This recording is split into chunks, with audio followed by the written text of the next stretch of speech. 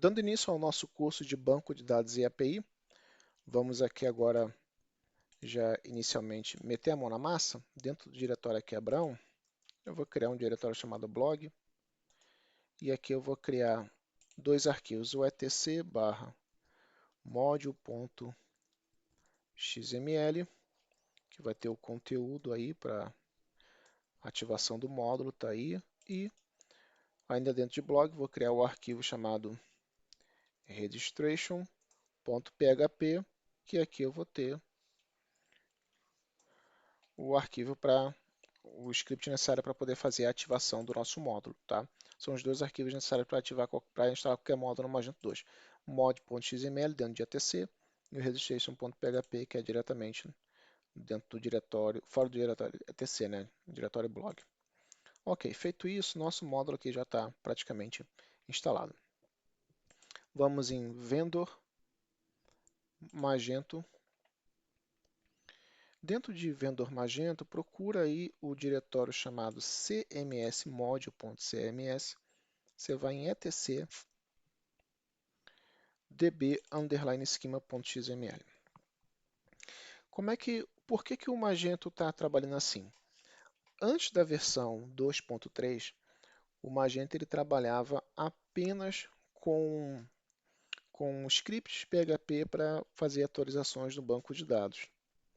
Fosse adicionar uma nova coluna ou adicionar uma nova tabela, era sempre scripts PHP. Então você tinha ali arquivos como setup data e, aliás, você tinha o setup install, onde você criava a tabela que ainda não existia no banco para um módulo que ainda não estava instalado.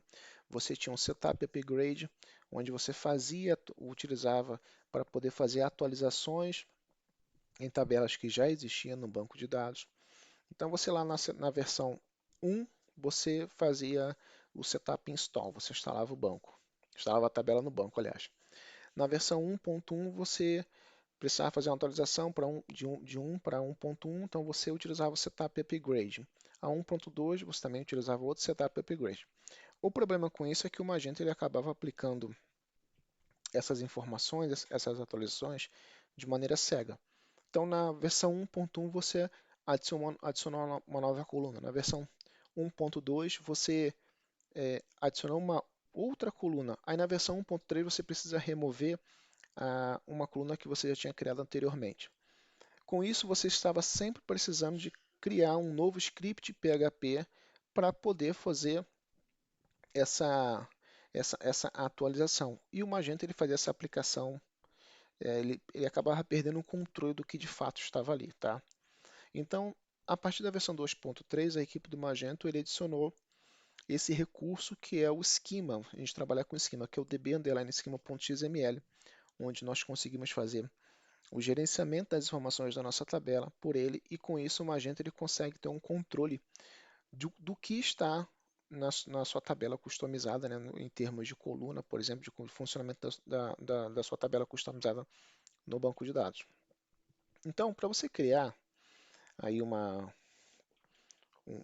você criar uma tabela no banco de dados do Magento, o que você vai precisar fazer? Você vai no seu diretório etc, criar um arquivo db_schema.xml e aqui você fará a criação do seu recurso. Então você vai ter uma tag schema, aqui tem uma tag table, no atributo name você tem o nome do banco, resource, aqui vai ser default, checkout ou sales, engine e no DB. Então, aqui no atributo comment você vai adicionar um comentário e você vai criar atributos column para cada uma das colunas que você vai criar e passar as informações para suas respectivas colunas, né? Como você quer que funcione. Então vamos aqui no módulo que nós acabamos de criar, aqui dentro do diretório etc, vamos criar um arquivo chamado db_schema.xml.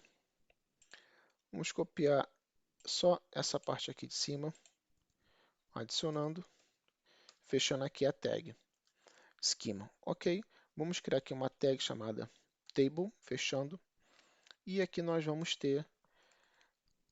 fazer a nossa brincadeira. Então, eu tenho um atributo chamado um atributo chamado name, onde eu vou colocar o nome da minha tabela, que vai ser Abraham Marques underline blog. Aqui eu vou ter um outro atributo chamado resource. Tá vendo que aqui eu não tenho nenhum sistema de autocompletar, né? Nada disso aparece.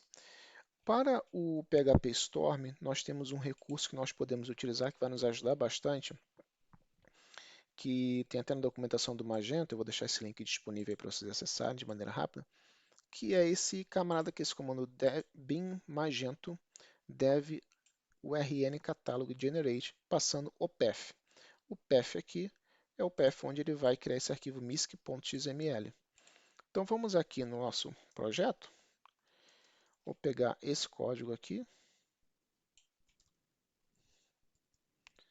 e vou passar aqui o path.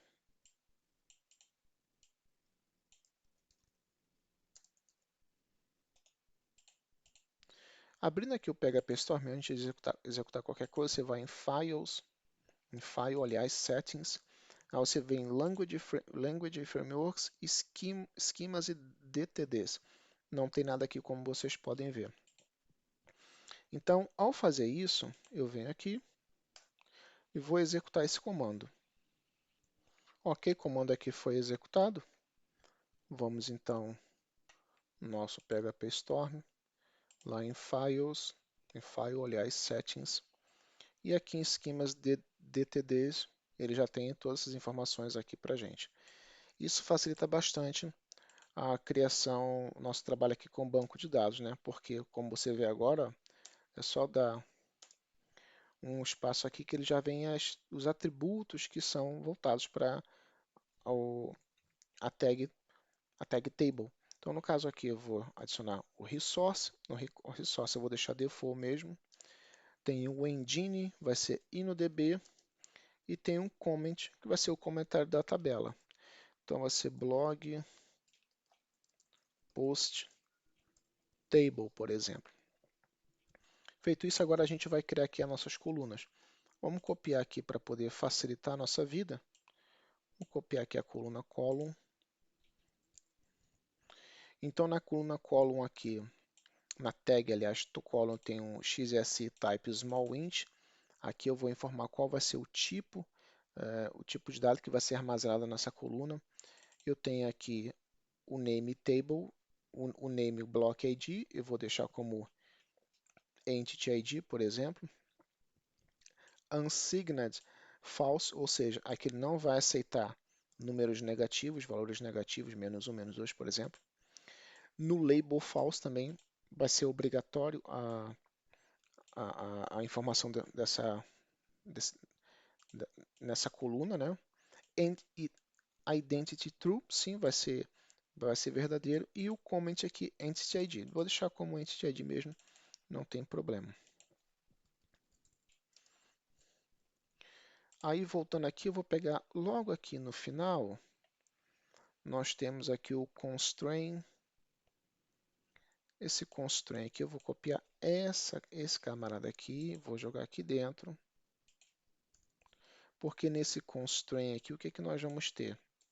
Nós vamos ter um constraint onde nós vamos informar que a nossa chave primária, reference ID, vai ser o primary, tá?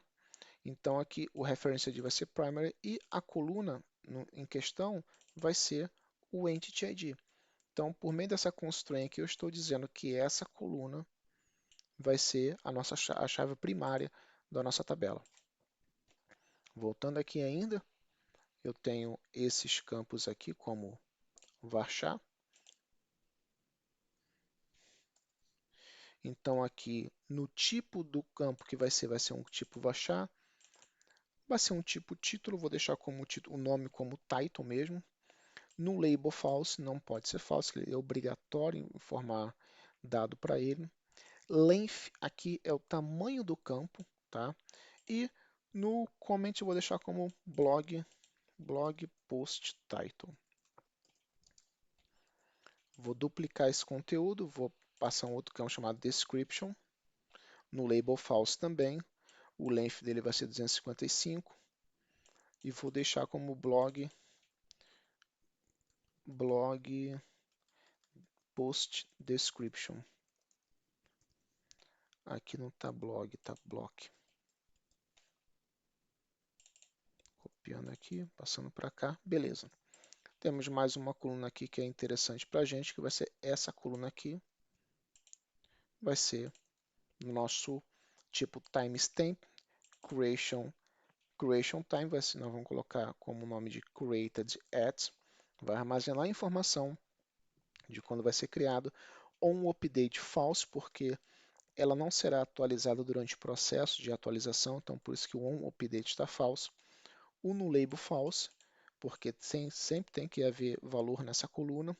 Default current timestamp, isso vai nos ajudar bastante, que a gente não vai precisar ficar inserindo via PHP por banco, né, no caso MySQL ou MariaDB, a data e hora. O próprio banco vai fazer isso. Assim que bater uma informação lá, entrar uma nova linha, ele já vai pegar o timestamp e já vai adicionar o horário, né?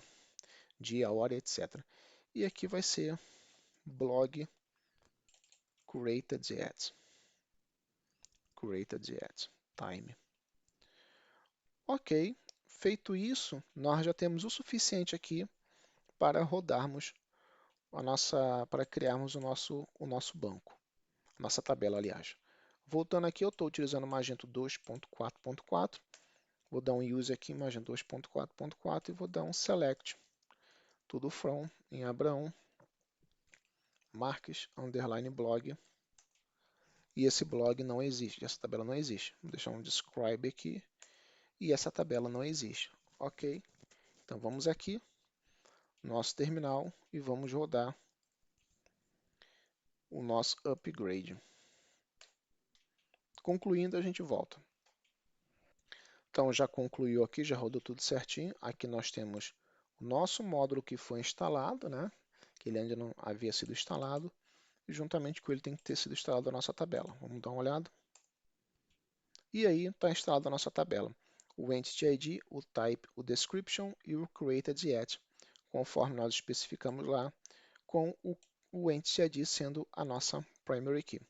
Beleza?